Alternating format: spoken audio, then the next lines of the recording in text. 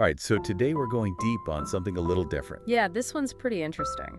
You sent in this piece of creative writing and, A story. yeah, a story.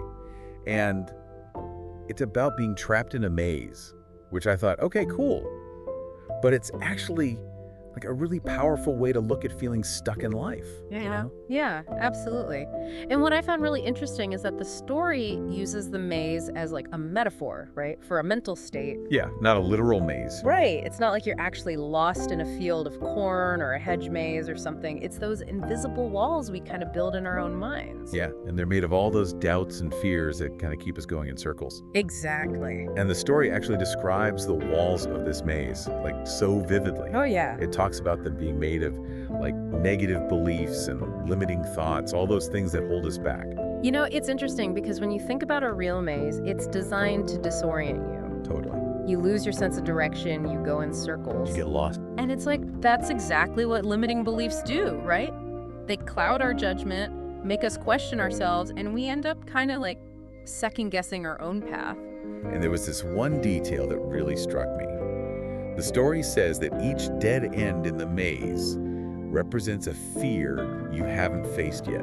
Ooh, that's a good one. Which got me thinking, what would your personal maze look like?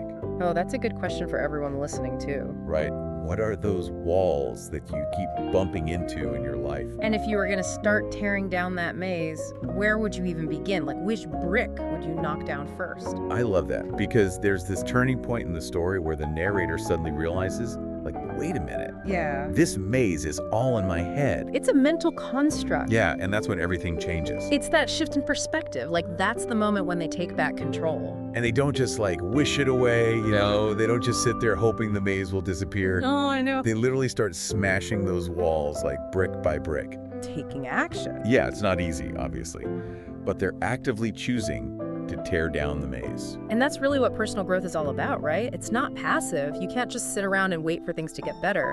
You have to actively choose to challenge those limiting beliefs. And it takes effort, like real effort. Exactly. And of course, the story ends with the narrator, you know, finally stepping out of the maze, Yeah. and they're in this wide open, bright world. Freedom. Yeah, total freedom.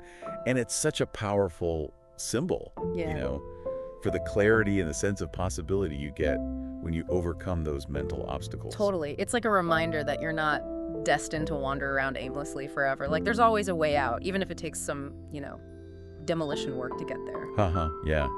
So we've really unpacked this metaphor of the maze, and I think it gives us such a profound way to think about how we can break free from those things that are holding us back. Absolutely. Yeah. But here's a final thought for you to chew on.